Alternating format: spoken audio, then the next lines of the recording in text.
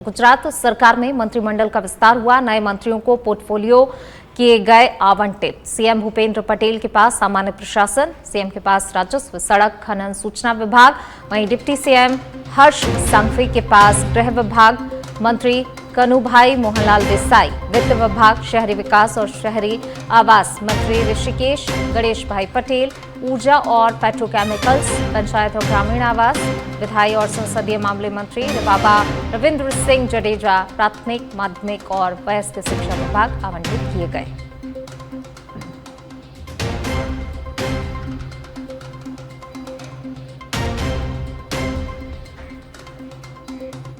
चलिए बढ़ते हैं आगे। बात अगली खबर की। लेह में हिंसा की न्यायिक जांच के आदेश दिए गए हैं। 24 सितंबर को हुई हिंसा की होगी अब जांच। सुप्रीम कोर्ट के रिटायर्ड जस्टिस बीएस चौहान जांच करेंगे। जस्टिस चौहान की अगुवाई में जांच होगी।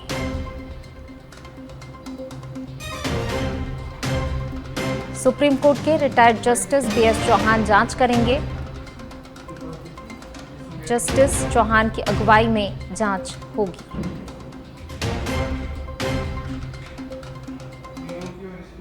अंता विधानसभा उपचुनाव को लेकर खबर। राजस्थान भाजपा ने जारी की है स्टार प्रचारकों की सूची। 40 नेताओं के नाम इस सूची में शामिल किए गए हैं। मुख्यमंत्री भजनलाल शर्मा, प्रदेश अध्यक्ष मदन राठौर, राधा मोहन दास अग्रवाल, पूर्व मुख्यमंत्री वसुंधरा राजे, केंद्रीय मंत्री भूपेंद्र यादव, अर्जुन राम मेघवाल, भागीरथ चौधरी, वहीं इसी के साथ उप मुख्यमंत्री डॉक्टर प्रेमचंद बैरवा और उप मुख्यमंत्री दिया कुमारी का नाम स्टार प्रचारकों की सूची में शामिल किया गया है।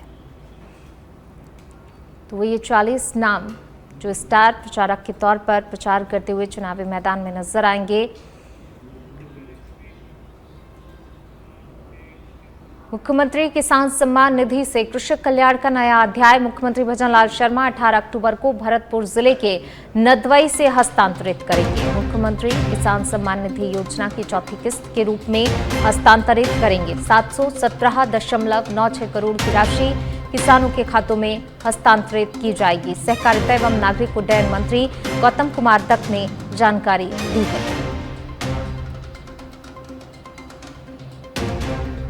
717.96 करोड़ की राशि किसानों के खाते में हस्तांतरित की जाएगी। सहकारिता एवं नागरिक उड्डयन मंत्री गौतम कुमार दत्त ने इसकी जानकारी साझा की है।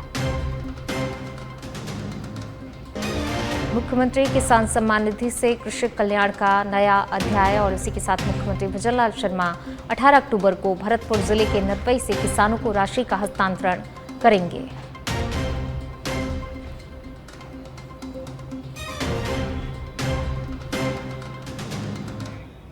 रामगढ़ के दीपावली से पहले बाजारों में भीड़भाड़ और अतिक्रमण को लेकर पुलिस प्रशासन ने सख्त रुख अपना लिया है। रामगढ़ कस्बे में डीएसपी सुनील कुमार शर्मा और थानाधिकारी विजेंद्र चौधरी के नेतृत्व में भारी पुलिस बल के साथ पैदल फ्लैग मार्च निकाला गया। पुलिस जवानों को लाठी लेकर बाजार में उतरते देख दुकानदारों में अफरा तफरी का माहौल बन गया। कई दुकानदारों ने तुरंत ही अपनी दुकानें समेट लीं तो कुछ ने खुद आगे बढ़कर पुलिस को सहयोग का भरोसा दिया। फ्लैग मार्च के दौरान पुलिस ने बाजार के मुख्य मार्गों, सब्जी मंडी और भीड़भाड़ वाले चौराहों पर निरीक्षण किया। फ्लैग मार्च के दौरान लोगों ने पुलिस की इस पहल की सराहना करते हुए कहा कि प्रशासन का ये कदम सही समय पर उठाया गया है।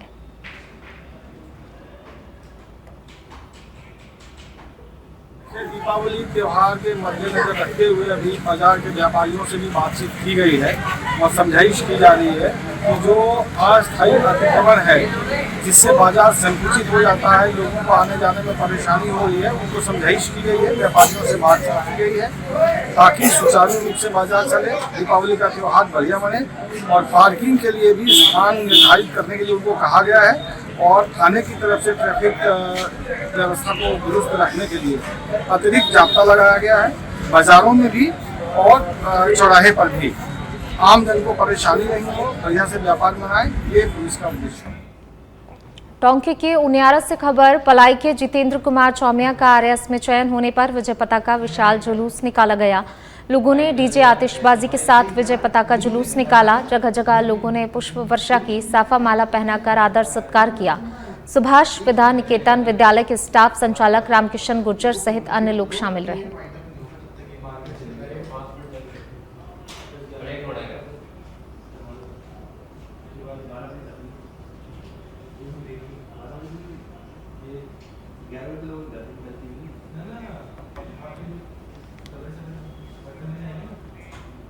भारतीय जनता पार्टी ने आज राजस्थान में आगामी विधानसभा उपचुनाव के लिए अपने उम्मीदवार की घोषणा कर दी है। पार्टी ने राज्य की अंता विधानसभा सीट से मोरपाल सुमन को चुनावी मैदान में उतारा है। अंता चुनाव को लेकर भाजपा के प्रदेश अध्यक्ष मदन राठौर से सच बेधड़क के पॉलिटिकल एडिटर लाल सिंह फौजदार ने खास बातचीत की है। सुनिए। अंता विधानसभा चुनाव पर सभी की निगाहें टिकी हुई हैं। क्या रहेगा परिणाम, क्योंकि लगातार ये देखने को मिल रहा है कि अंता विधानसभा चुनाव में अगर बीजेपी जीत हासिल करती है तो ये माना जाएगा कि सरकार के वादों पर और इरादों पर मोहर लगेगी। लेकिन अगर विपक्ष बाजी मारता है तो सवाल के कामों पर कई सवाल खड़े करेंगे। मेरे साथ मदन राठौड़, उनसे बात करते हैं, भारतीय जनता पार्टी के प्रदेश अध्यक्ष। मदन जी, कल आप जब पीसी कर रहे थे परसों, तो एक बात कही थी आपने, हम ऐसे कार्यकर्ता का चयन करेंगे जो समाज से भी होगा, समाज के बीच जाकर काम करेगा, नेता नहीं, हमें समाज से भी चाहिए। तो क्या चयन उसी तरफ गया है?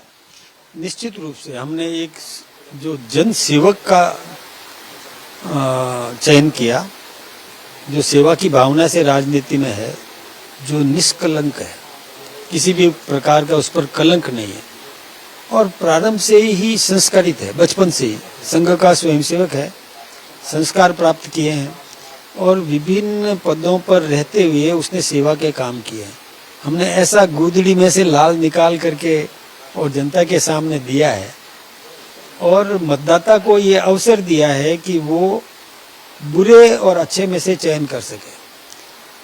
नहीं तो क्या होता है कि मतदाता का दुर्भाग्य होता है, वो लेसर इविल का चयन करता है।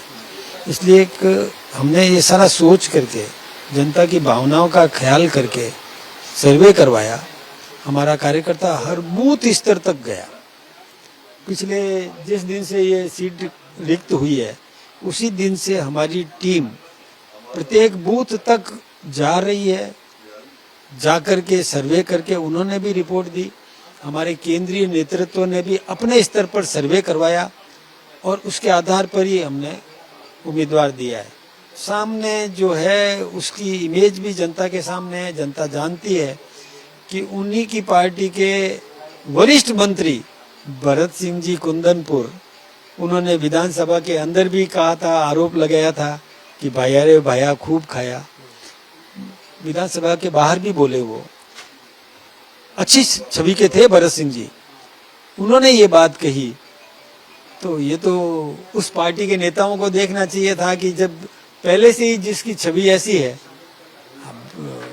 फिर भी वो अपनी पार्टी का सोचे। मैं तो मेरी पार्टी का उम्मीदवार बहुत अच्छा है, हम चुनाव जीत रहे हैं जी। लेकिन कांग्रेस एक दावा कर रही है इस बार कि वो एकजुट है। आपने मीटिंग देखी होगी, गहलोत जी, जूली जी, पायलट जी, डोटासरा, सब एक मंच पर नजर आ रहे हैं। अच्छा, एक बात सुनो, आपने ये भी देखा होगा कि कोटा में कैसी जुतम पैजार हुई थी, कैसी कुर्सियां एक दूसरे पे फेंकी गई थी, धक्के मारे गए थे, लातें मारी गई थी। ये भी देख रहे हो कि एकजुटता उनकी ऐसी होती है। उनकी एकजुटता है कि किसी को नकारा कहो, किसी को निकम्मा कहो, अपने ही व्यक्ति को। और उनकी एकजुटता ये दिखाती है कि उन्हीं का मंत्री भरत सिंह कुंदनपुर, उन्हीं का दूसरा मंत्री प्रमोद जैन भैया पर और भ्रष्टाचार के गंभीरतम आरोप लगाते थे खुलेआम। यह है उनकी एकजुटता। अब उनकी एकजुटता के लिए मैं क्या व्याख्या करूं, बताओ। ऐसे एकजुटता थोड़ी होती है। हमारा एकजुटता है कि हम एक मुखी है, सब सोच समझ करके। संगठन हमारा मूल आधार है।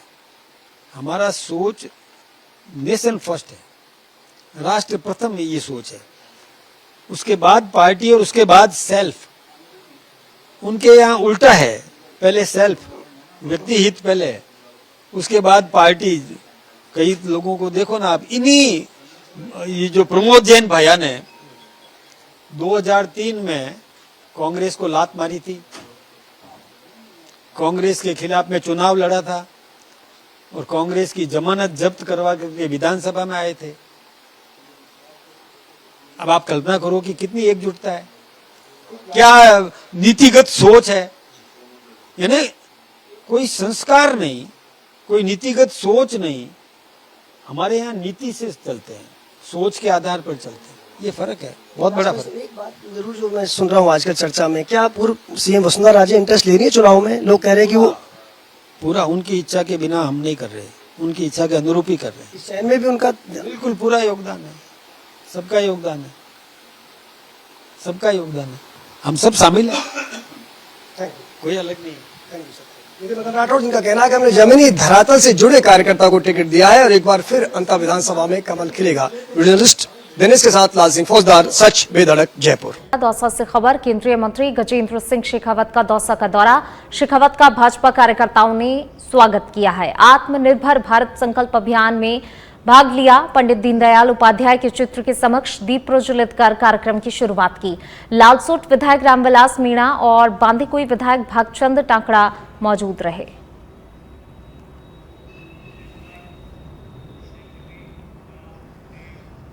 बारां के अंता से खबर, जहां उपचुनाव में प्रत्याशी को लेकर भारी जद्दोजहद के बाद भारतीय जनता पार्टी ने अपने पत्ते खोल दिए हैं। भाजपा ने अंता उपचुनाव में मोरपाल सुमन को अपना प्रत्याशी घोषित किया है। मोरपाल सुमन संघ पृष्ठभूमि से आते हैं। नाम की घोषणा होने के बाद भाजपा में खुशी की लहर दौड़ पड़ी। मोरपाल सुमन के कार्यालय पर पटाखे चलाकर मिठाइयां बांटी गई। घोषणा के बाद भाजपा जिला अध्यक्ष नरेश सिकरवार और शहर अध्यक्ष ओम प्रकाश पारिता के नेतृत्व में सांसद कार्यालय पर भाजपा कार्यकर्ता इकट्ठे हुए और उन्हें माला पहनाकर मुंह मीठा कराकर उनका स्वागत किया।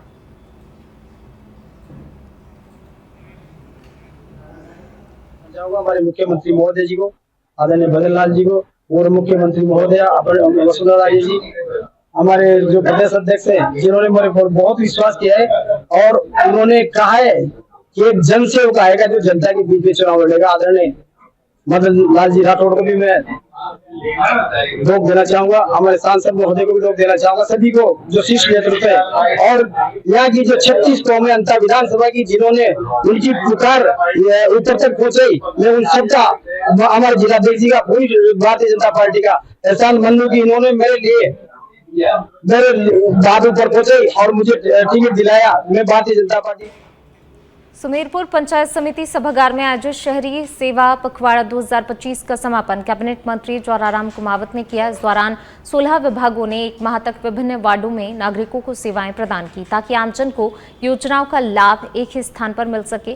कार्यक्रम में पट्टा वितरण, जन्म मृत्यु प्रमाण पत्र, पीएम सम्मान निधि योजना के चेक और छोटे उद्योगों के लिए लोन सुविधा का वितरण हुआ। नगर पालिका अधिशासी अधिकारी नरपत सिंह राजपुरोहित ने बताया कि मंत्री का स्वागत माला और साफा पहनाकर किया। इस अवसर पर उपखंड अधिकारी कालूराम कुमार, विकास अधिकारी प्रमोद दवे, तहसीलदार दिनेश आचार्य सहित कई जनप्रतिनिधि और नागरिक मौजूद रहे। आज अंतिम दिन था, उसमें पूरे राज्य स्तर पर भी इसकी समीक्षा की गई है। नगर पालिका सुमेरपुर शहरी सेवा शिविर में पट्टे देने के मामले में नगर पालिका श्रेणी में जोधपुर संभाग में प्रथम स्थान पर रही है। तो इसमें हमारे माननीय जिला कलेक्टर महोदय, मंत्री महोदय, यहाँ के स्थानीय विधायक और मंत्री महोदय, यहाँ के समस्त जनप्रतिनिधि, मेरे जो नगर पालिका के समस्त स्टाफ, इन सब के सहयोग और समन्वय से हमने ये सफलता हासिल की है। और राज्य सरकार की मंशा थी कि इस अभियान में अवधि में जितनी भी छूट है वहाँ आमजन उसका ज़्यादा से ज़्यादा फायदा उठाकर और जो लाभ है वो ले सके, और उसी दिशा में हमने काम किया। प्रधानमंत्री नरेंद्र मोदी जी के जन्मदिन से शहरी सेवा शिविर यहाँ शुरू हुए थे नगर पालिका के, और 17 सितंबर से 17 अक्टूबर तक आज उसका समापन हुआ। इस 1 महीने के दरमियान हमारे विभाग के अधिकारियों ने, एसडीओ ने, ईओ ने और पूरे सभी विभागों के अधिकारियों ने, पूरे प्रशासन ने मिलकर के यहाँ जो लोग कैंप में आए और अपनी परिवेदनाएं दी और जो समस्याएं बताए उनके समाधान के लिए हमेशा इन्होंने अच्छा प्रयास किया और अच्छा प्रयास करके इन्होंने बहुत बड़ी उपलब्धि हासिल की कि जोधपुर संभाग में पट्टा बनाने के मामले में सुमेरपुर नगर पालिका के जो क्राइटेरिया उसमें।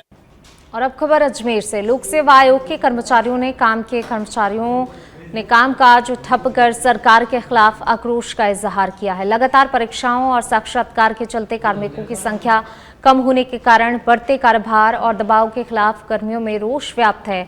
आयोग का सारा कामकाज ठप कर दिया गया। यदि दीपावली बाद भी सरकार ने कोई सकारात्मक कदम नहीं उठाया तो कर्मचारी बड़े आंदोलन की रूपरेखा बनाने पर मजबूर होंगे।